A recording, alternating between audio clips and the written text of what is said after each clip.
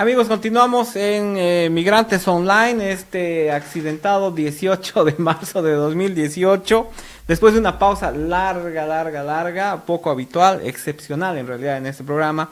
Continuamos con Migrantes Online, que llega mediante opinión.com.bo y Migrantes Online, allá a todos los lugares donde haya bolivianos y gente que sigue estos espacios. Estamos junto a Fadrique Iglesias, una gran personalidad, un cochabambino de aquellos que nos llena de orgullo y de aquellos que siempre hemos querido tener desde que hemos comenzado aquí junto a nosotros en el programa. Gracias, Fadrique, bienvenido. Agradecemos tu presencia, qué bueno que estés aquí y qué bueno tener a alguien que ha marcado su vida desde muy joven, por el deporte, por las letras y también por seguir adelante y por ser también un migrante, ¿no? Muchas gracias, bueno, gracias por invitarme aquí. Es interesante que ahora, digamos, el puente que normalmente tenía un tránsito, es decir, de Bolivia a un lugar como el área de Washington, ahora tiene el tránsito de vuelta, digamos, a través de las redes sociales, ¿no? Eso a mí me parece una cosa interesante y esta es la iniciativa que tienen ustedes de darles voz a los compatriotas que están fuera del territorio. Es una iniciativa que a mí me parece muy atractiva e interesante, ¿no? Gracias a vos, Fadrique, y también por entender este concepto, esta idea que hemos querido darle, que es de hacer un puente entre, como decías, entre Bolivia y Estados Unidos, y también una ventana y una puerta para que todos los bolivianos puedan estar conectados siempre con nuestro país, con nuestras personalidades, con los personajes, y qué bien que hayas entendido esta idea, y gracias nuevamente por estar junto a nosotros. ¿Has podido...? Estoy en esas. ¿Sí? Sí.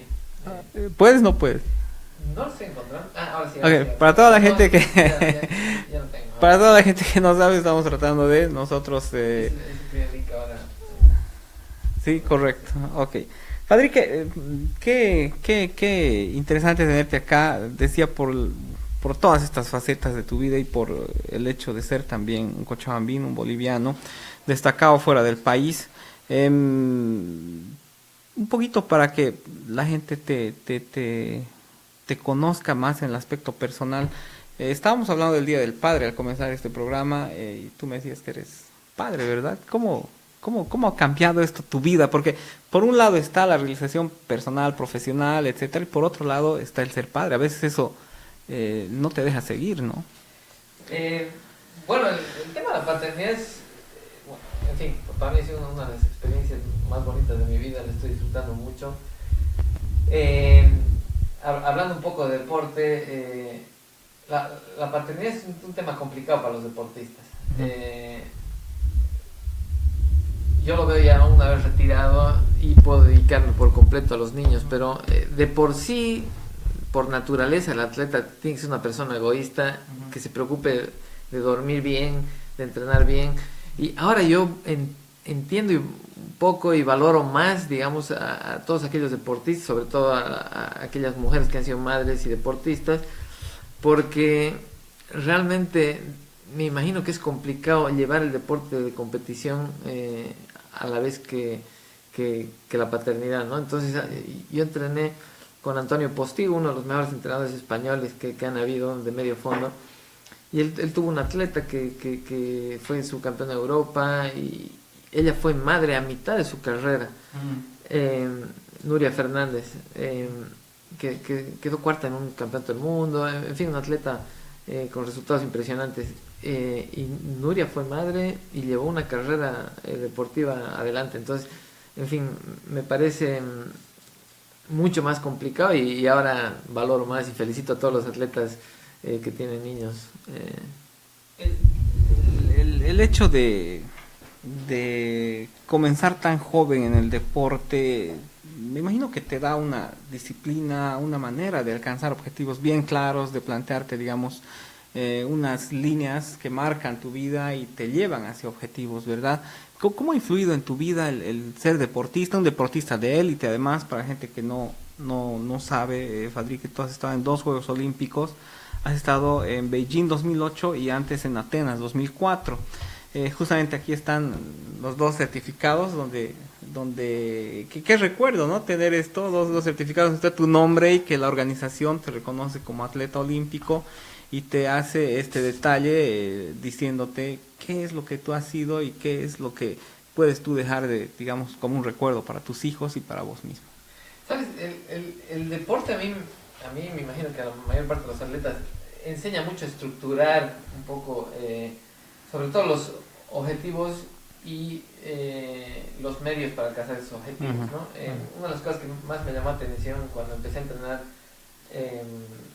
ya un poco más en serio, más, digamos, nivel de alto rendimiento, fue que cómo se estructuraba, y es una cosa que probablemente muchos no deportistas no conocen. Por ejemplo, una temporada normal se estructura en 2 ciclos, una temporada de atletismo, ¿no?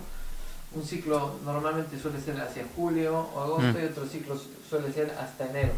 Entonces, es interesante porque uno no puede estar en plena forma todo el año. Uno normalmente escoge 2 épocas en el año para rendir al máximo nivel, por lo menos en medio fondo, en fondo, ¿no? En pruebas de fondo. Entonces, normalmente es el gran campeonato, el campeonato sudamericano, un clasificatorio para las Olimpiadas, unas Olimpiadas, tu campeonato nacional.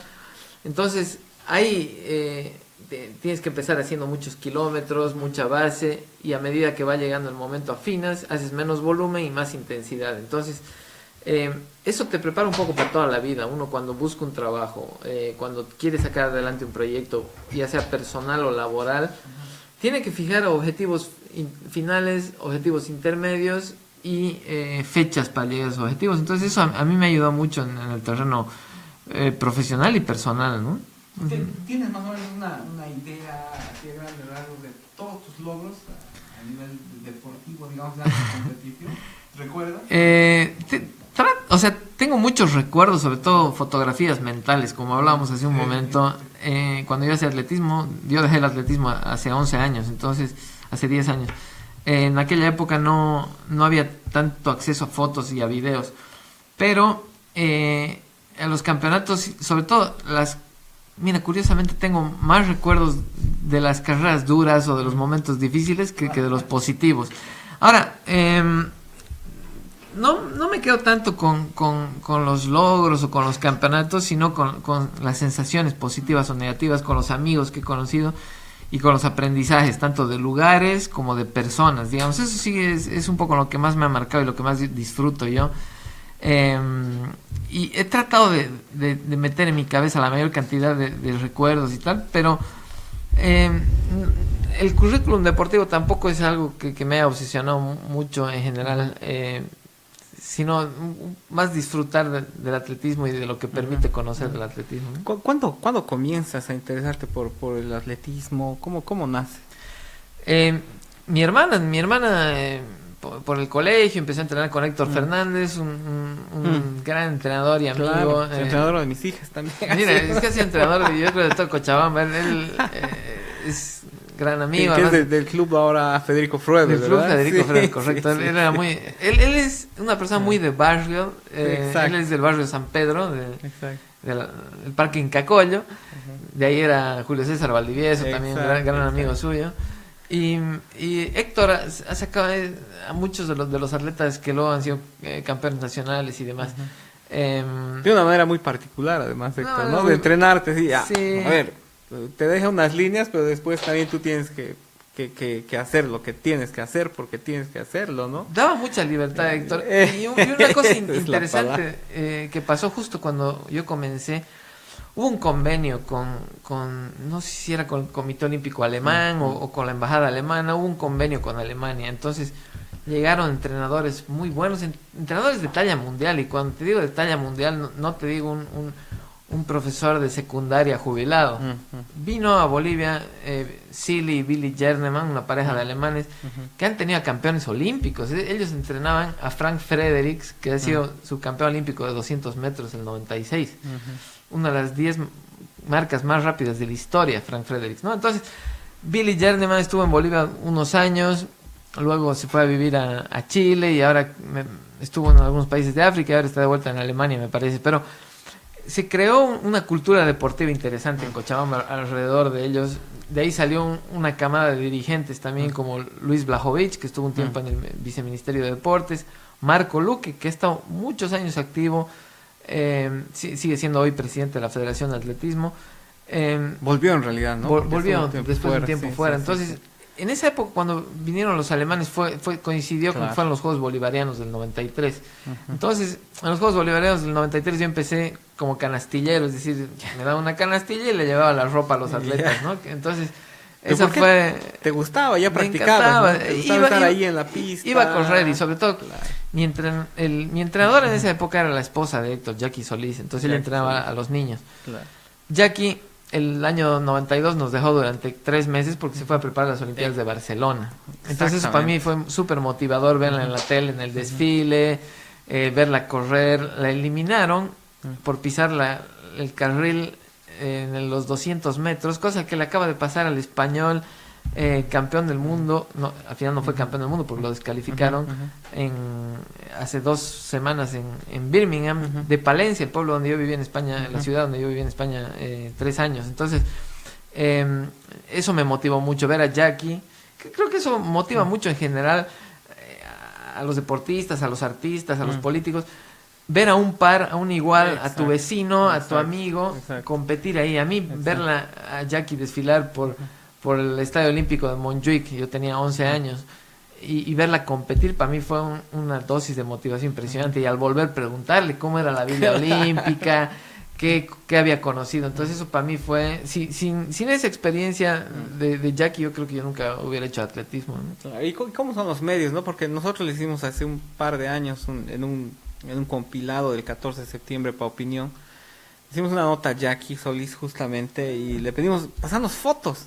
Me dice, tengo una medida no, justamente la del desfile, y tenía otra medio mal sacada, creo, de un periódico, ¿verdad? De ella compitiendo, ¿no? Entonces, qué pena que los registros, y bueno, también es lo hermoso, ¿no? Tener los registros, como tú dices, las imágenes en la mente, porque eso es lo que vale, es con lo que te vas a ir, con lo que te vas a morir. Sin embargo, ahora las posibilidades digitales de los teléfonos inteligentes, del internet, todo te permite hasta, como decías hace un rato, transmitir en vivo todo lo que estás haciendo, ¿no? Sí, y este año, las Olimpiadas, no de este año, de hace 2 años del Río, las veía a través de una ex colega atleta, Karina García, tiradora. Ella transmitía casi en directo, igual mis amigos de marcha y la profesora Marta Marín de La Paz, a quien le tengo mucho aprecio, transmitía en directo casi sus experiencias. Eso es invaluable. Yo empecé en el año 2004, tenía un blog y mandaba algunas notitas a mis amigos por correo electrónico, pero ahora se puede realmente seguir, cosa que también tiene en simultáneo, ¿no? Para el atleta distrae bastante, eso Seguro. tiene su al final un atleta tiene que tratar de normalizar su vida lo máximo posible pero bueno, tiene sus es que ahora esto es lo normal también. Es lo ¿no? normal Esto también. es lo También está acostumbrado a eso, entonces sí, pero ahora incluso la tecnología. El año pasado me tomé un café con mi ex entrenador, con Antonio Postigo, el entrenador de esta chica que fue subcampeona de Europa. Postigo ahora está activamente retirado como entrenador, pero sigue muy involucrado con sus hijos y él mismo, ¿no? Y claro, ahora los GPS te dan la posibilidad de saber cómo están tus pulsaciones, dónde vas, tu velocidad media. Ahora, o sea, prácticamente el entrenamiento por sensaciones ha pasado a ser secundario, hay un entrenamiento objetivo. En fin, yo recuerdo como anécdota, cuando entrenábamos ahí en España, en Palencia, tenía un par de amigas que a veces estaban menos motivadas y se daban la vuelta detrás del lago a tirar piedras a los patos, ¿no?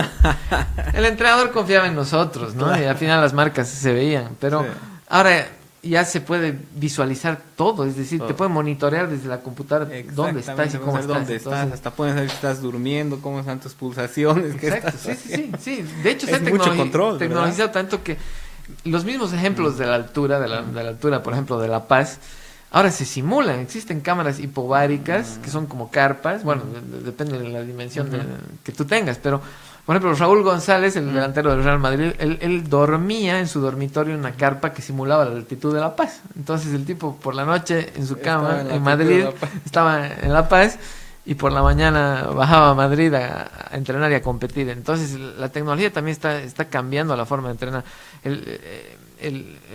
Digamos, el ejemplo máximo de tecnología en el deporte es el equipo de ciclismo, el Sky, ¿no? Donde corre el actual campeón del Tour de Francia, que por cierto ha dado positivo en un control antidopaje, Froome. Perdón, paréntesis, es imposible ganar el Tour de Francia sin ayuda Eso es verdad, pero también es imposible quedar penúltimo sin ayuda. Los 200 ciclistas del Tour, yo creo que 199 van con vitaminas especiales, pero en fin, ha evolucionado mucho la tecnología en el aspecto positivo y también el tema del dopaje ha evolucionado también lamentablemente, ¿no? Cosa que a mí particularmente me ha hecho tener alguna decepción del deporte de alta competición, ¿no? ¿Por qué? Porque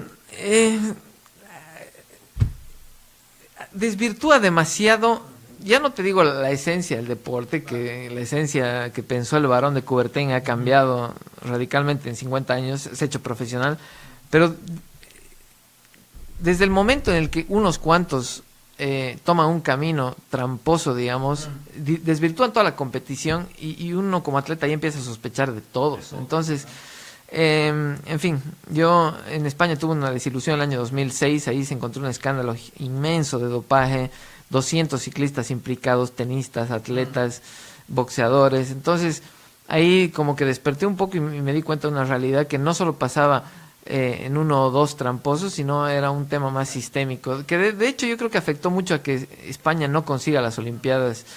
Madrid era candidata tanto el año 2012 como el 2008 y no les dieron la Olimpiada. Yo creo que entre otras cosas porque el gobierno español no se comprometió con la lucha antidopaje. Entonces en Bolivia todavía no hemos llegado a ese punto, pero creo que es una cosa que habría que observar. El año pasado dio positivo también el mejor ciclista de Bolivia. Creo que es una cosa que debería tomarse más en serio. Y a eso iba, ¿no? Es decir, ¿tú crees que el deporte de alta competencia actual está deshumanizando un poco a sus protagonistas? Es decir, porque estamos tratando de convertir a los competidores en superatletas, ¿verdad? En casi máquinas que tienen que vivir dedicadas a esto. Hay testimonios de deportistas de élite bolivianos, como por ejemplo el de Karen Torres, que nos contaba su rutina un poco en el centro de alto rendimiento. Es decir, no te queda vida. Es decir, más allá de un compromiso que tienes que tener como deportista, como atleta, ¿tú crees que el hecho de ir detrás de una nueva marca y de una nueva marca nos está llevando a límites que nos deshumanizan tal vez un poco? Podría ser. Ahora, es difícil ver dónde parar, ¿no? Yo normalmente escucho muchas veces discursos muy pesimistas de Bolivia, que no tenemos resultados en campeonatos olímpicos, y es verdad, ¿no? O sea, hay una gran responsabilidad de los gobiernos nacionales y locales, claro. Pero a mí ahora el deporte que más me interesa es el deporte amateur, y ahí es donde ha habido realmente un boom, no solo en Bolivia ni en Sudamérica, sino en todo el mundo. Es decir, ¿cuánta gente ahora es común ver en las calles de Cochabamba, en las calles de La Paz, en las calles de Washington o de Madrid, ver carreras populares de 5 kilómetros, de medias maratones? Y eso está viviendo un boom sin precedentes. Tú ves en las tiendas, tenía un amigo, Rodrigo, que trabajaba en ASICS, en la tienda de zapatillas, y él me decía que en plena crisis en España, el 2008, el 2009, cuando todas las ventas en la mayor parte de los sectores económicos caían, las tiendas deportivas y de zapatillas iban para arriba. Eso me parece un indicador interesante. Pasa también en Cochabamba. Yo tengo ahora un montón de amigos que los fines de semana compiten, van al aire libre, otros cogen la bicicleta. Eso a mí es lo que me da esperanza, digamos, el deporte de disfrute, el deporte de salir al espacio público. Ese es el deporte que me interesa a mí, y creo que ahí vamos por un buen camino. A veces son divergentes, ¿no? Pero creo que también el otro deporte, el deporte de competición, cuando hay normas específicas, digamos en Estados Unidos, en la NBA, en los deportes profesionales, que son el hockey, el básquet, el fútbol americano, ahí ciertas sustancias están permitidas. Entonces hay más mano ancha, pero todo el mundo sabe qué normas juega. No sé, hay distintas formas creativas, pero a mí el deporte popular, el deporte de disfrute personal es el que más me está ahora llamando la atención, y y es donde creo que va el futuro del deporte, ¿no? En general, ¿no? Y el deporte de los chicos como una manera de vida, como una forma de vida, como un hecho saludable probablemente, que es el principio quizás de todo también, ¿no? Es decir, me imagino o me parece que se está cumpliendo un ciclo y que se está volviendo otra vez a los inicios, ¿no? Porque todo esto yo creo que ha comenzado de esa manera, como un espacio. Y también, digamos, los hábitos de alimentación incluso, ¿no? Aquí yo ahora veo que, por ejemplo, en Estados Unidos, después de que la cadena alimentaria ha empezado a utilizar, no sé, preservantes, en fin, ha habido todo un proceso. El otro día vi un programa de televisión de la industria cárnica en España. Ahora, tú ya no sabes prácticamente ni lo que comes. Ahora hay también otro sector que cuida mucho la alimentación. La comida orgánica es más cara en los supermercados, tú ves, y hay una demanda. Digamos, a mí me llama la atención que la cadena un poco más grande acá, Whole Foods, acaba de ser comprada por el hombre más rico del mundo, el dueño de Amazon y del Washington Post. Sí. Porque hay interés también, la gente también quiere comer bien, quiere tener una vida más saludable, y eso me parece interesante. No sé, está cambiando el paradigma. Ya cuando uno se imaginaba en los Estados Unidos obesa y de McDonald's, exactamente, eso está cambiando. Obviamente con una desproporción en la distribución, ¿no? Sí. La gente que tiene más dinero tiene más acceso a una vida más saludable. Más saludable, entonces, ¿no? En fin, sus bemoles. Sí. En el tema de el deporte de competición y en la formación de atletas, particularmente en Bolivia, se avecinan unos juegos, ¿no? Unos juegos de sur en Bolivia, que están ya aquí a la vuelta de la esquina. ¿Esto qué nos deja? ¿Qué beneficios nos puede dejar a nosotros como país, a nosotros como deportistas? ¿Es de beneficio según tu criterio? ¿Es un problema? ¿Es algo a lo que un país que tiene todavía dificultades económicas no debería lanzarse? ¿Cómo lo ves? ¿Cómo lo entiendes? A ver, las cosas que has dicho son, o sea, ciertas. Hay aspectos positivos y aspectos menos positivos. A mí en general la sumatoria me parece positiva. Desde el punto de vista simbólico, lo que hablábamos, yo me hice atleta con una canastilla cogiendo la camiseta sudada de los atletas en los Juegos Bolivarianos del 93. Luego competí otros 3 bolivarianos y gané un par de medallas. Entonces es positivo el estar expuesto a competición, el estar expuesto a roce con atletas de otros sitios, el estar expuesto al deporte como un espectáculo. Yo la primera vez que he visto gente llenando un estadio en Bolivia que no sea con Wilstermann o Aurora ha sido en las finales de voleibol de los bolivarianos. De los bolivarianos del 93, ¿verdad? 9,000 personas gritando a los hermanos Pavicic ahí, sí, yo recuerdo todos. De hecho, yo nunca más he visto el coliseo de la Coronilla lleno, digamos, bueno, hace tiempo que vivo fuera, pero me parece eso muy positivo. Dotar de infraestructura, nosotros, como te contaba, se dotó de infraestructura en aquella vez, se hizo una pista sintética en Cochabamba, una pista sintética en Sucre, en los bolivarianos del 77 se hizo una pista sintética en La Paz. Es bueno, es necesario. Ahora, creo, y esto es una apreciación personal, creo que se ha exagerado el tema de las infraestructuras en estos últimos tiempos, no en relación a las infraestructuras per se, es muy bueno tener infraestructuras, pero creo que si hacemos un ratio, un balance, infraestructura versus el software, digamos, lo que alimenta esa infraestructura, hay un desbalance muy grande en lo que es la formación de entrenadores. Hay entrenadores muy buenos en Bolivia, hablaba hace un momento de Marta Marín, Luis Daniel Valenzuela, Sandro Bracamonte, o sea, te podría nombrar muchos atletas, muchos entrenadores muy buenos, pero son pocos y con pocos incentivos. Yo hablaba hace 2 años justo en la Olimpiada con Marta Marín. Marta Marín fue con 5 atletas a la Olimpiada, los 5 con marca mínima. Es un hito que en Bolivia nunca había pasado, nunca ha ocurrido eso, y tampoco hay muchos entrenadores a nivel mundial que vayan con 5 o 6 atletas, algunos rusos y demás, pero no es tan común. Entonces Marta es una entrenadora fuera de serie que aquí estaría enseñando en cualquier universidad. Ella tenía una campeona juvenil panamericana, en fin, su atleta en la Challenge internacional hace un mes ha quedado la 18ª o 14ª, no me acuerdo. Hay buen material, pero no tienen demasiados incentivos. Creo que hay que hacer algo más con el software, es decir, con los entrenadores. Yo creo que el entrenador está descuidado y por lo tanto hay una Karen, hay un Bruno, Hay una Claudia Cornejo, es decir, hay casos, pero para tener un atleta olímpico o un atleta de nivel mundial necesitamos 70 de estos atletas muy buenos y de eso sale uno. Entonces necesitamos densificar. Tal vez gran parte de esa inversión debería ir en la formación de formadores, ¿no? A mí ese me parece el punto clave, formación de formadores. Creo que también la dirigencia nacional tiene un lente muy fuerte desde el fútbol. Exacto. A veces estaría bueno también prestarle atención a otras ramas deportivas. Por ejemplo, la natación es muy competitiva y requiere, o el ciclismo, ¿no? Entonces, son deportes que requieren un esfuerzo extra, digamos. Entonces, en fin, diversificar un poco y sobre todo formar formadores, como dices. Hablando más de ti, ¿qué significa esto para vos? Es un numerito que parece un número cualquiera, pero es el número que te eres vos, en realidad, en el marco de los Juegos Beijing 2008, ¿verdad? Sí, bueno, esta fue mi última carrera, el 20 de agosto del 2008.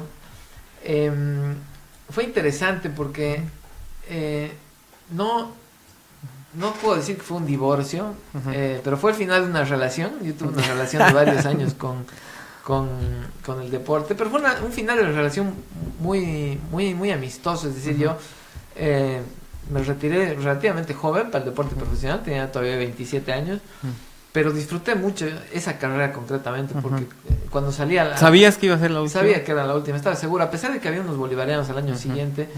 Y yo estaba un poco dolido porque el año 2006 tenían que haber unos Juegos de Sur en La Paz que finalmente no se hicieron. Incluso se llegó a licitar una pista atlética para La Paz en Alto Brajes, y perdieron la ejecución de los Juegos por incapacidad operativa, básicamente. Sí, 2006 eso fue lo que ocurrió.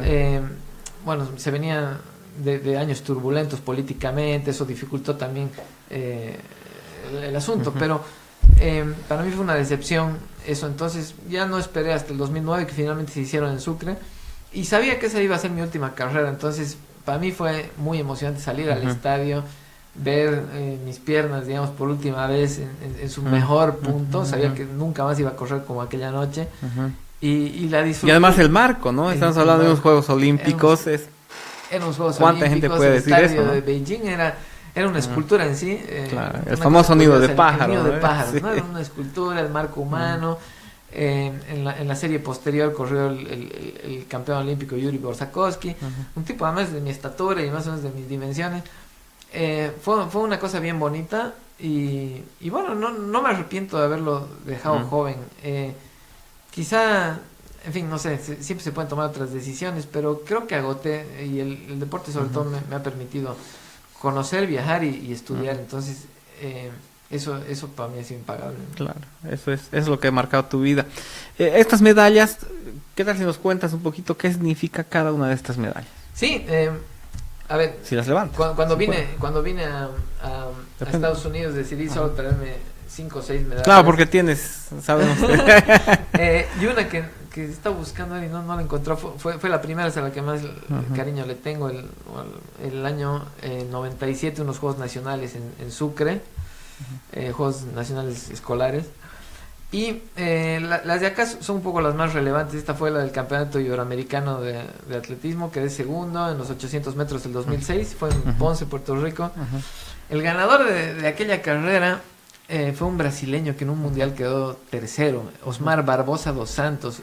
La historia de Osmar Barbosa era curiosa. Él era un chico que hasta los 19 años lavaba autos en la estación, me parece que de Sao Paulo, en la estación de buses de Sao Paulo.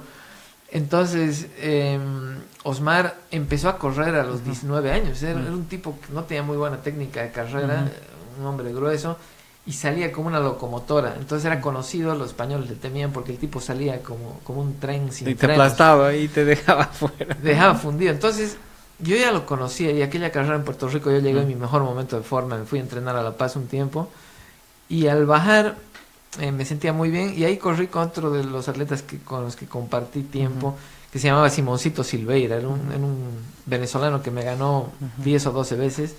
Era un venezolano que además vivía en Puerto Rico. Simoncito fue campeón, subcampeón iberoamericano de los anteriores iberoamericanos. Entonces Más o menos tenía medidos. España iba con equipo B, iba Salva Crespo, un amigo, y José Manuel Cortés, dos españoles que luego fueron mis amigos. Habían buenos atletas y había otro atleta venezolano que fue el que quedó tercero, que luego quedó noveno en un mundial.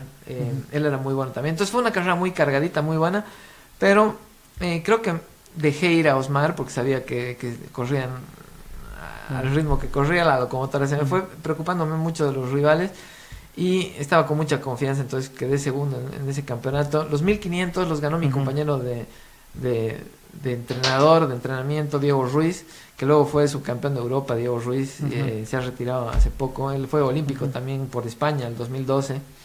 Entonces le tengo mucho cariño a ese campeonato. Y las otras dos fueron Juegos Bolivarianos. Estos fueron unos Juegos Bolivarianos en Colombia en el 2005, en Armenia y Pereira. Y estos fueron unos Juegos Bolivarianos en Ambato, en Ecuador, el 2001. Curiosamente, estos aquí me tocó el 11 de septiembre. Yo había llegado de 2001. El 2001, el 11 de septiembre del 2001 yo había llegado a Ambato, a Quito, y tocó. Entonces, entre eso y que Niusa Mancilla fue la figura de los Juegos, no solo la figura de Bolivia, sino la figura de todos los Juegos, ganó 3 medallas de oro. Mi medalla de bronce quedó, y mi récord nacional de 800 quedó en alguna línea escondida en algún periódico, ¿no? Pero, en fin, no era para menos. Hubo una tragedia y luego Niusa tuvo el mejor día de su vida, fue el 14 de septiembre, además también la competición de Niusa. En fin, es otro buen recuerdo que tengo. Y finalmente la medalla de campeón de Castilla y León. Uno dirá, bueno, ¿y cuál es la gracia de quedar campeón en Castilla y León? Castilla y León es la comunidad autónoma donde yo vivía en España, que da la casualidad que ha sido cuna de atletas pero fenomenales, ¿no? Fermín Cacho, el campeón olímpico de Barcelona en 92, vivió allí en Soria toda su carrera. En Soria también vivían dos campeones del mundo de maratón, Abel Antón y Martín Fis. Allí también conocí a mi referente como atleta, que fue compañero de equipo y compañero de entrenamiento, Isaac Viciosa. Él fue subcampeón de Europa, campeón de Europa de 5000 metros planos en Budapest 98. Entonces era un semillero impresionante ahí. Diego Ruiz, como les comenté, y Álvaro Rodríguez Melero, que también fue atleta olímpico. Entonces la densidad de atletas de medio fondo en Castilla y León era bastante dura. Claro. Entonces gané un campeonato autonómico de pista cubierta en 800 metros. Y eso para mí... No, y aparte ganar una competencia oficial, porque es una competencia fuera de tu país, no es de todo el tiempo, ¿no? No es de todos los días. Y fue una cosa muy bonita, porque yo me sentí muy a gusto. Mi padre es de esa zona de España, precisamente, es de León. Y es... No sé por qué, me imagino que lo que les comentaba hace un rato, que como hay un efecto motivación de par a par, digamos, ¿no? Cuando tú ves que tu vecino o un chico que fue a tu colegio puede ser campeón del mundo, campeón de Europa, en ese momento te ves empoderado. Entonces, creo que ese efecto ha habido en Castilla y León año tras año. Ahora, precisamente en el Mundial de Pista Cubierta, hace 2 semanas, un chico de Castilla y León ha quedado subcampeón del mundo de 800. Entonces, esto ha sido hace 2 semanas. Entonces hay como una tradición que sigue, que curiosamente en el deporte se da a veces por especialidades. En Bolivia tenemos la tradición de la marcha, en Kenia la tradición del fondo. No sé, me parece que el aprendizaje en experiencia es interesante. No sé. Yo lo que veo ahorita es tu memoria, ¿verdad? Tienes una memoria prodigiosa y recuerdas todo de una manera no solamente cronológica, sino de una manera en que puedes armar historias, ¿verdad? Y esto justamente me parece que da paso a una siguiente faceta de tu vida, después de, no sé si después o durante, pero luego de, aparte de ser deportista, te hemos conocido también por ser escritor, y no solamente un escritor o un publicador, digamos, de artículos, sino una persona que tiene varios libros, varios compendios, y también un premio nacional de crónica, como es Milton, que lo tenemos aquí, que es la segunda versión del Premio Nacional de Crónica Periodística Pedro Rivero Mercado, que organiza El Deber anualmente, y que justamente la ganaste tú, haciendo la historia, una crónica justamente de un atleta. ¿Por qué no nos cuentas un poquito de eso? ¿Sabes? A mí en general me gusta contar historias. La primera persona que me dijo, oye, bueno, o sea, mis padres siempre me han motivado, evidentemente, ¿no? Pero uno de mis mejores amigos, Julio Schut, con un chico cochabambino con el que pasé la Navidad del 2005, un día me dijo, oye, no sé, me puse a contar un par de anécdotas ahí con amigos suyos en Alemania, pasé esa Navidad del 2005 y me dijo, oye, deberías dedicarte a contar historias. Y en fin, siempre me ha gustado contar historias, sobre todo relacionadas, vinculadas al deporte o al atletismo, porque es un tema que no se conoce mucho en Bolivia. Normalmente se exponen marcas y hechos, digamos, pero no tanto la historia que hay detrás. Y ese fue, contaste lo de Policarpio Calizaya, ¿verdad? Sí, conté la historia de Policarpio Calizaya, que fue uno de los mejores fondistas que ha habido en Bolivia. Sí. Histórico, mítico, ¿no? Mítico realmente. En los 80 justamente hubo... Era él y Johnny Pérez, ¿no? Eran los dos nombres bolivianos que existían. Hubo una muy buena generación de fondistas, concretamente en La Paz, ¿no? En La Paz, sí. Policarpio y Johnny Pérez, además... Bueno, Johnny Pérez es cochabambino, pero bueno, Policarpio de La Paz. Se juntaron, y Mariano Mamani luego, se juntaron varios atletas también de Perú, de Ecuador y de otros sitios, y de Argentina, de aquella época. Fabián Silio, en fin, llegó a meterse creo entre los 10 primeros del mundo, y un mexicano, que ahora no recuerdo el nombre, me parece que quedó subcampeón olímpico. Es decir, en América Latina había un gran nivel de fondistas, entonces nuestros fondistas tuvieron un gran nivel. Y con Policarpio me pasó que en las Olimpiadas del 2008 él fue como entrenador, él fue entrenador de Sonia Calizaya, su hermana, otra maratonista que tenía, bueno, creo que sigue teniendo el récord nacional de maratón. Entonces Policarpio, entre charla y charla, eso es una cosa muy bonita de la vida olímpica, tú todo el día estás compartiendo con deportistas, son 2 semanas muy intensas. Entonces ahí me contó su historia, una historia personal de vida muy... ¿Qué te contó? ¿Cómo era? Era una historia muy inspiradora a la vez que dura, ¿no? Es decir, claro. Policarpio ha sido una persona, uno de 8 hermanos, me parece. Sus hermanos, por cierto, personas muy simpáticas. Justina y Sonia son 2 de las mejores atletas mujeres que ha habido en la historia de Bolivia. Conozco a otros hermanos que ha sido dirigente, Mamerto Calizaya y Policarpio.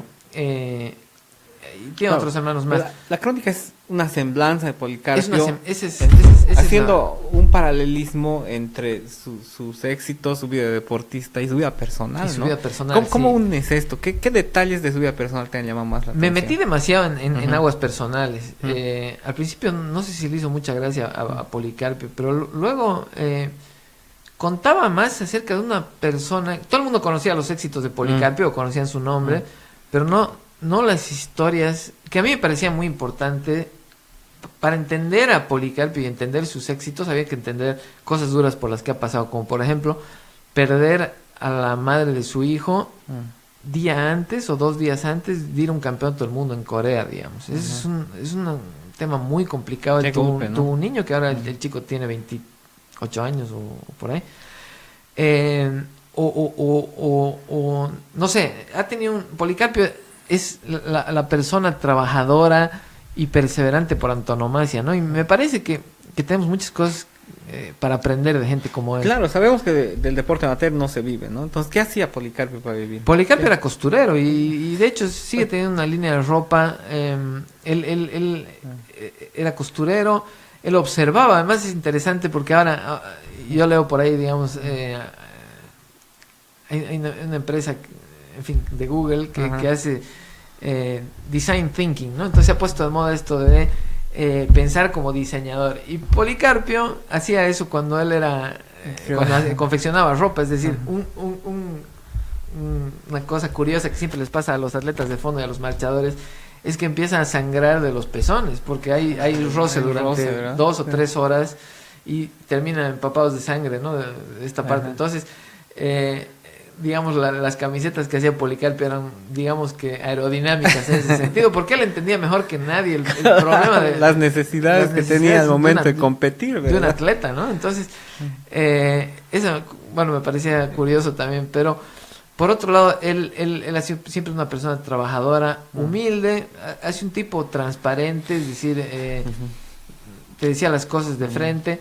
y sobre todo con mucho apego al deporte. Entonces me parece que esas cosas son dignas de aprender y, en fin, yo la humildad es una cosa que valoro mucho, claro. y por eso le tengo ¿Y cómo gran entras afecto. en el género? Porque hay que tener alguna técnica. Es decir, yo tuve un jefe de redacción que no lo voy a olvidar nunca, él es Antonio Rivera, que decía, yo he aprendido a escribir leyendo, me decía, ¿verdad? Entonces, pero tú deportista, tú has estudiado, Bueno, estoy en una carrera que se llama Ciencias del Trabajo, que es como sociología. ¿verdad? Sí. Entonces, ¿cómo te animas primero a entrar en el género crónica, ¿no? Que es bastante complejo, requiere de muchas horas de práctica, muchas horas de vuelo, digamos.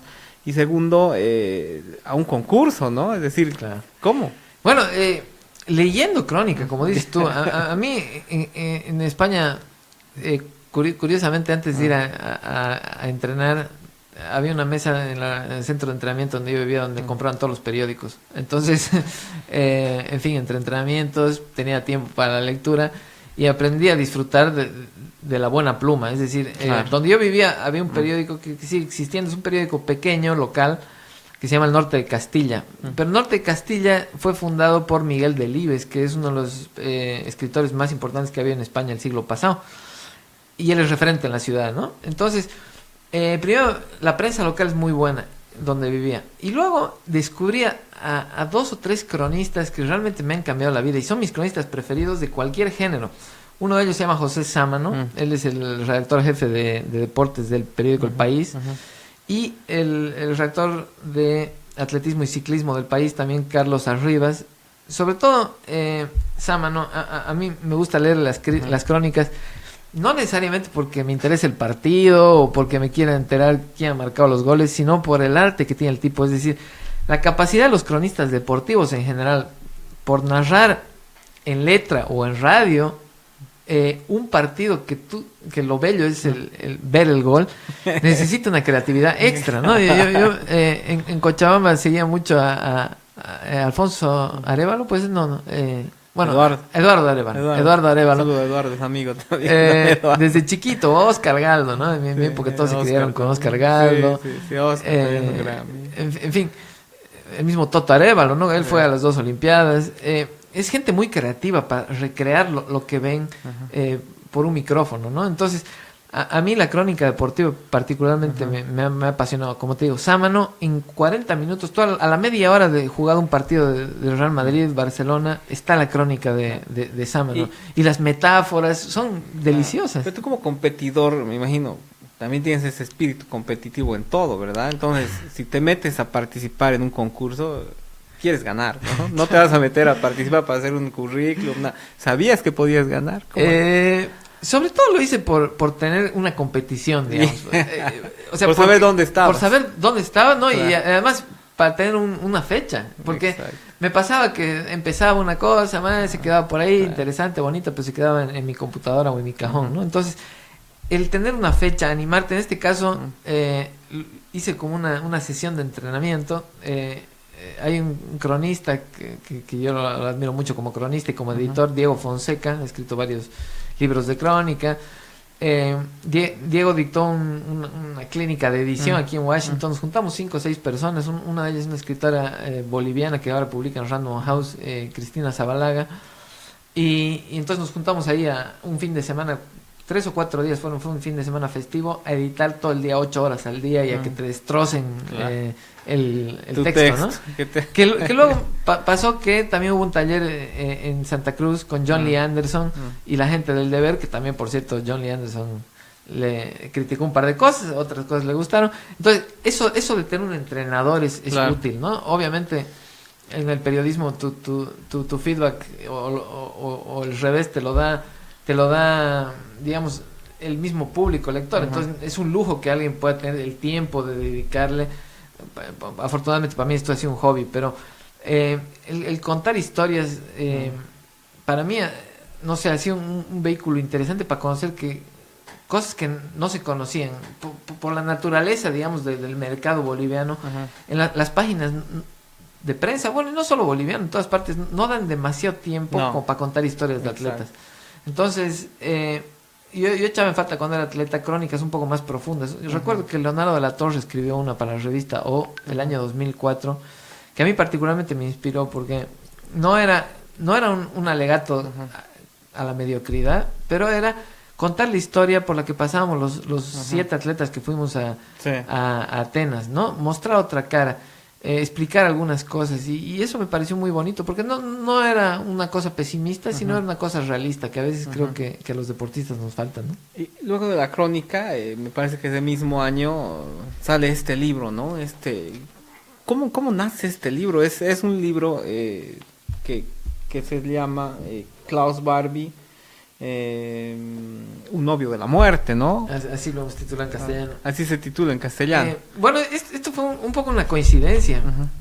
Yo vine hace 10 años, justamente la semana posterior a las Olimpiadas, vine a hacer una pasantía aquí a Washington.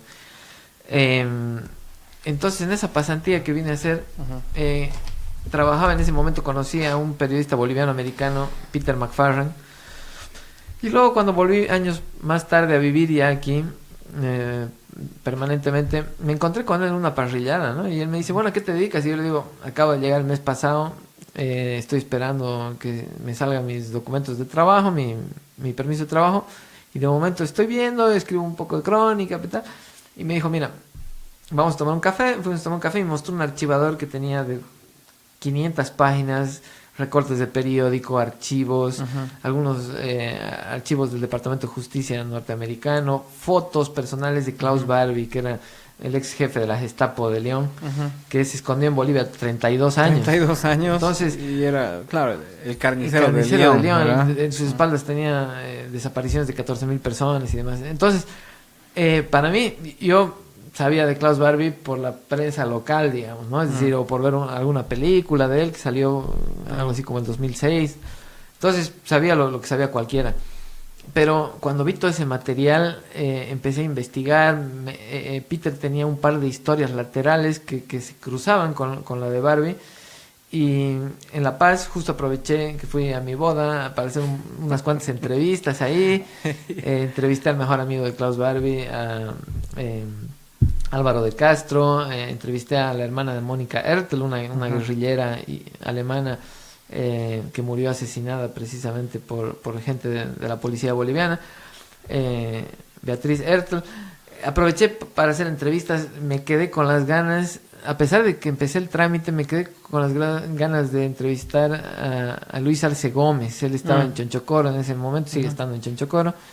No pude hacerlo, a pesar de que hablé incluso con un senador cochabambino que estaba en la Comisión de Seguridad del Senado, y no pude hacerlo por falta de tiempo, pero capté un montón de material que poco a poco se va a ir perdiendo porque la gente se va muriendo. De hecho, en aquella época, cuando hice el libro con Peter, entrevistamos a Gustavo Sánchez Salazar, que fue el viceministro del Interior con el operativo Gustavo Sánchez ya muerto. Entrevisté al padre Gregorio Iriarte, que recopiló mucha información también. El padre Gregorio Iriarte también ha muerto. Entrevisté a Cayetano Llobet aquí en Washington 3 meses antes de que él muera, también falleció. Entonces, había mucha información oral, sobre todo de la historia de Klaus Barbie. Hay mucha información muy bien documentada por el gobierno americano, hasta que llega a Bolivia. Hasta que llega a Bolivia. Luego también hay un informe que más o menos relata, porque ellos le hicieron seguimiento, la CIA, ¿no? Pero había mucha historia local en Bolivia que se transmitía de forma oral. De hecho, Peter que todos conocían, ¿verdad? Que todos conocían, además, porque el tipo paraba en los cafés de la ciudad. O sea, era un habitué del café del Club de la Paz, digamos. Iba todos los días ahí. Luego en Cochabamba también iba al Café Expreso Bolívar diariamente. Entonces, ha habido mucha historia que se ha quedado perdida. Concretamente, hay una historia muy curiosa y muy interesante que es un desvío de tanques, una compra de tanques que hizo el gobierno israelí por Bélgica a través de España, que nunca llegaron a Bolivia y que se vendieron a Israel. Por ejemplo, de eso ha quedado muy poca información. Entonces, alguien seguramente algún rato sacará más información al respecto. En Bolivia no han salido al aire los archivos de la policía y del ejército de aquellos años, de la Operación Cóndor y demás. Entonces todavía hay margen, pero los testimonios orales están desapareciendo. Entonces a mí lo interesante de esta aventura de Klaus Barbie me pareció dejar un compendio además de documentación oral y escrita existente, y que Y nos ayuda a completar la historia, ¿no? Sí, para tener una idea un poco más cabal del lado boliviano y sobre todo que sea menos especulativa. Hemos tratado de apoyarnos la mayor cantidad, bueno, o sea, por no decir todo el libro está apoyado, al menos en testimonios de personas. Uno puede creerlas o no creerlas. Claro. Hemos tratado de contrastar esos testimonios, pero dejar un relato.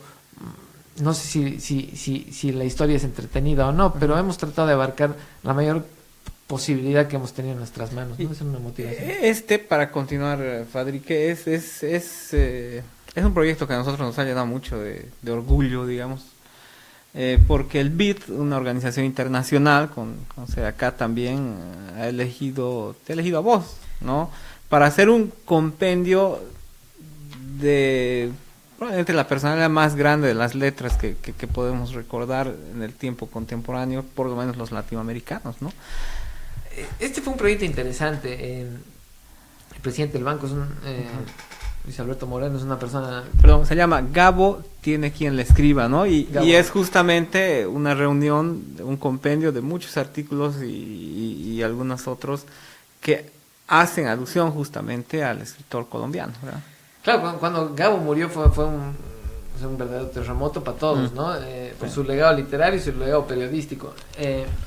Entonces, esto fue básicamente un intento por rescatar comentarios, citas, primeras planas, tanto de periódicos colombianos, periódicos brasileños. La Ramona de Opinión también está ahí en el libro. Por si acaso, la Ramona de Opinión también está en el libro. No sé, Milenio de México, La Opinión, La Estrella de Panamá, etcétera.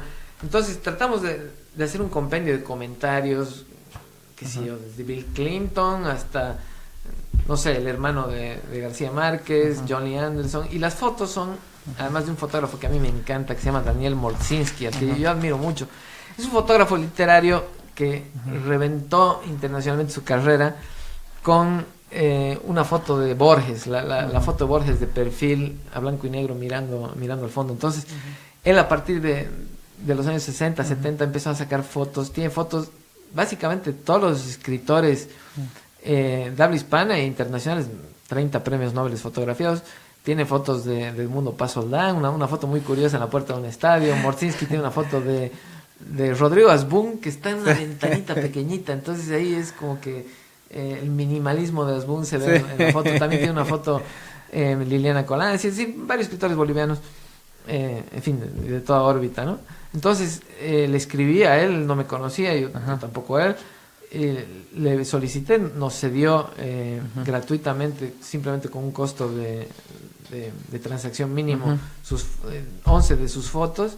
Y la portada, esta joya, ¿no? Y sí, la portada y la diagramación interior lo hicieron las chicas del Taburete,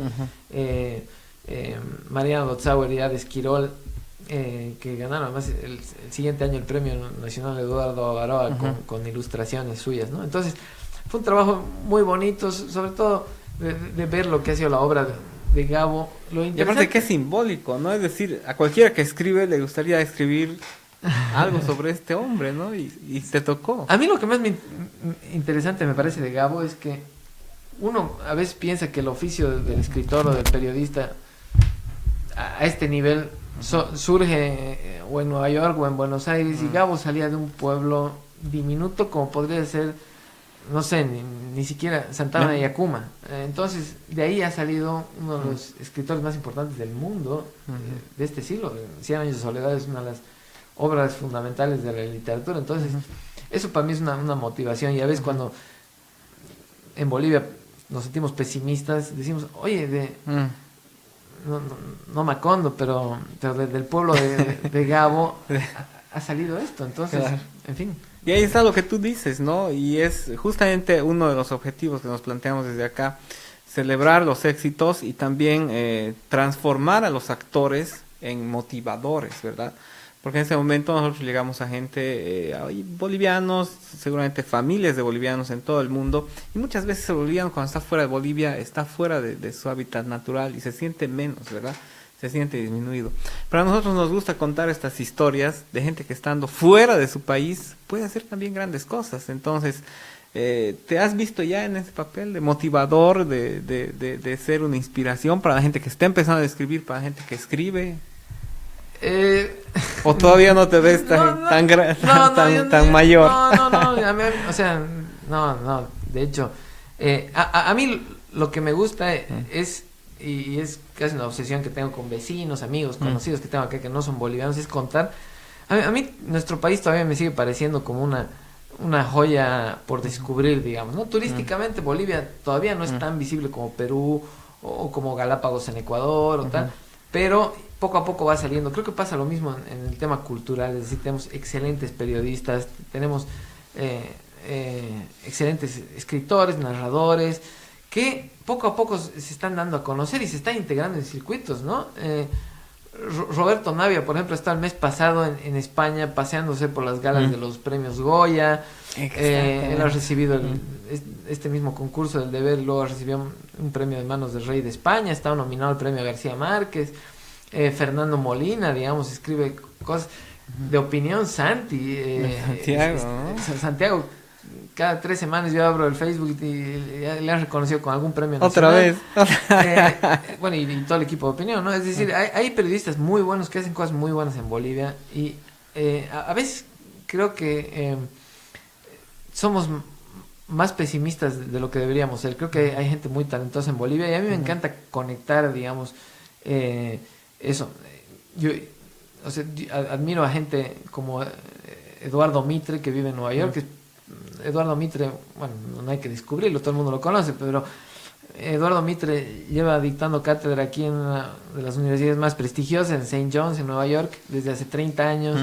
Eduardo Laredo es director de la Orquesta Sinfónica de Vermont, vino el año pasado a tocar en el Kennedy Center. Es decir, Claudio Ferrufino vive ahí en Colorado, que ahora tiene un puesto de comida, ¿no? Tengo ganas de ir. Aquí la conoce. En fin, hay un hub, un centro donde hay varios bolivianos en Ítaca, en Nueva York. Ahora Giovanna Rivero también está ahí. No sé, Rodrigo Asbun está en Houston. Me parece que hay motivos para estar contentos. Y no lo digo como una competición chauvinista de decir estamos más cerca del premio Goya o estamos más cerca de ganar un premio Nobel. No, me parece que esas ligas no suman nada, sino a mí lo interesante me parece leer historias nuestras, ver historias nuestras, es decir, ver historias en las que nos vemos reflejados. Yo cuando veo una historia de Juan Carlos Valdivia, me veo reflejado en esas historias. Y no sé, me alegra cuando veo en la alfombra roja de Sundance ganar un festival como Sundance a Valdivia el 2008, como fue Zona Sur. Me alegro porque es parte de mi relato también. O cuando Jaime Sáenz es homenajeado en Princeton, digamos, después de haber muerto, obviamente. A mí me alegra. Y estas pequeñas alegrías que nos vamos enterando motivan. Y a mí no es que me sienta más boliviano por una victoria, sino por una narración, por contar una historia, por ver una peli como Viejo Calavera. Eso a mí me satisface, porque creo que les pasará a muchos, estoy un poco cansado de leer solo historias de otros contextos, ¿no? O sea, yo cuando era chico que veía Bambi y eran ardillas, no sé, nunca había visto una ardilla, no había visto un río de aguas quietas, y digo, ¿y esto dónde sale? Este chiquito, o sea, el animalito ahí con los cuernos. Entonces, a mí me motiva leer historias que son de mi contexto, y ahora con internet como que se ha mezclado eso, ¿no? Exacto. Y dinos, ¿este es Hora Boliviana? Hora Boliviana fue una recopilación de crónicas. Ahí escribí una crónica también sobre Barbie, diferente a la del libro, del proceso de escritura de Klaus Barbie, del mejor amigo de Klaus Barbie, en realidad era la crónica. Bueno, aquí yo estoy contento de estar entre los nombres que están aquí, ¿no? Alex Ayala, que es un vasco, es un cronista, ahora se ha vuelto ahí. Él es el crack, ¿no? Roberto Navia, el que comentaba hace un momento, Wilmer Urrelo, bueno, Cecilia Lanza, hablando de eso, acaba de abrir un proyecto en Página 7 de crónica que se llama la revista Rascacielos. Yo todavía no he publicado ninguna crónica ahí. Próximamente tengo pensado compartir un par de historias. Me encanta que haya un espacio para crónica. La Ramona también ha sido un suplemento que ha dado mucho espacio para contar crónicas, para contar semblanzas. no son demasiados. En los Ujú. tiempos, he hecho una columna desde hace 10 años también Ujú. donde me han dado mucha libertad. Ujú. Y bueno, ahora el Deber también está apostando fuerte por la crónica. Creo que no, no sé, las colaboraciones se están dando mucho. A mí me gusta el formato del New York Times en español porque ahí han publicado Alex Ayala precisamente un par de crónicas, porque hay colaboraciones entre expertos de los diferentes temas. Hay espacios para cronistas, ahí leo siempre a Caparrós. No sé, los tiempos que corren creo que permiten poder entrevistar a quien quieras entrevistar. Por ejemplo, prácticamente, ¿no? un Sin anhelo- conocer a nadie, sin conocer estar a nadie, cerca. un par sí. de emails, pedir Exacto, un par de ideas sí. buenas. Por ejemplo, ahora me gustaría, todavía no se lo he planteado, pero a media hora donde estamos tú y yo sentados, vive el padre del campeón olímpico de 1500 metros planos. Mark Centrovich se llama. Ujú. Y es un caso interesante porque es un entrenador de atletismo de American University, una universidad de prestigio, que en vez de él entrenar a su hijo, cuando este cumplió 17 años, lo mandó al centro de alto rendimiento más importante de Estados Unidos, ahí en Oregon, donde está la sede de Nike. Entonces, este chico se ha formado ahí con el mejor entrenador de Estados Unidos, Salazar, un cubano-americano, que entrena a fondistas. Entonces, a mí, hablando del Día del Padre y cerrando un poco esto, ese acto de desprendimiento de un padre que es entrenador profesional y de una gran universidad, decide ceder al hijo para que vaya donde el mejor entrenador del mundo, en otro sitio que es tu rival. Claro. Me parece una historia interesante, a ver si puedo lograr una entrevista con este señor. Sí. Y, en fin, historias, no solo tienen que haber historias grandilocuentes de grandes atletas o de grandes personajes, sino creo que hay héroes anónimos también, ¿no? Hay interesantes historias anónimas. Alex Ayala precisamente hace historias de gente, sin el casi, de gente anónima, y eso me parece también una literatura que visibiliza mucho, ¿no? ¿Cuál es el futuro de Fadrique Iglesias? El futuro próximo, estás aquí, ¿qué estás haciendo? ¿Qué vas a hacer? Bueno, ahora he parado un poquito de escribir crónica, la frecuencia. Estoy tratando de formarme un poco más en el tema que más me ha interesado en los últimos años, que ha sido la gestión cultural llevado a un tema de política pública en el espacio físico. Es decir, ahora estoy muy interesado en temas de desarrollo económico local, de planificación urbana, y estoy haciendo un doctorado en la Universidad de Valladolid, que es donde estudié en España, y en la Universidad de Georgetown. Entonces, ahora son momentos más áridos digamos, de lectura, de reflexión, y espero que en un tiempo, en fin, pueda estar produciendo nuevamente cosas más visibles y útiles, ¿no? De momento estoy como en un periodo de alimentarte, de alimentarme, alimentarte, sí. Y nuevos retos. Ahora también estoy entretenido con mis dos pequeños.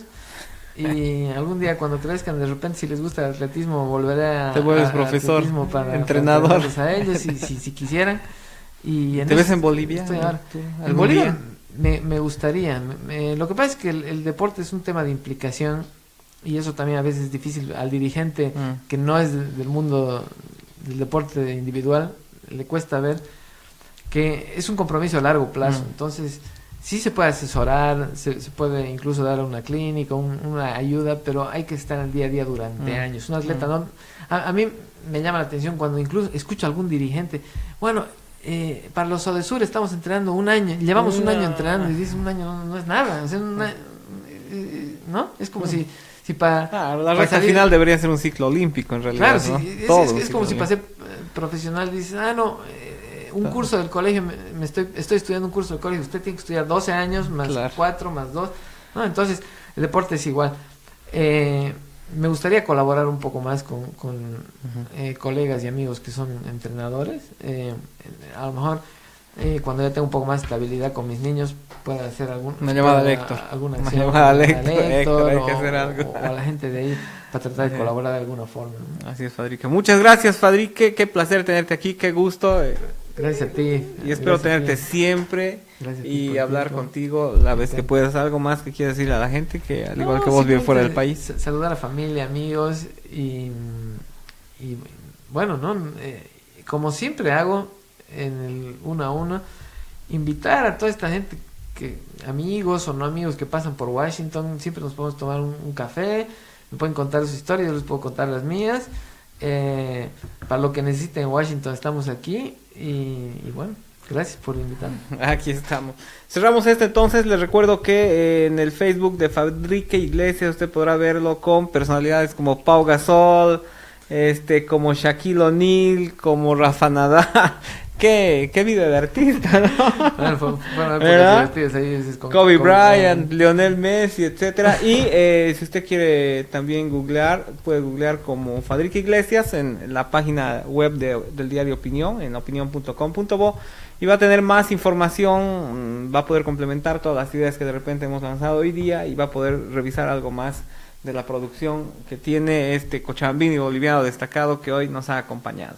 Hacemos una pausa más, Milton, y luego la recta final de este 18 de marzo.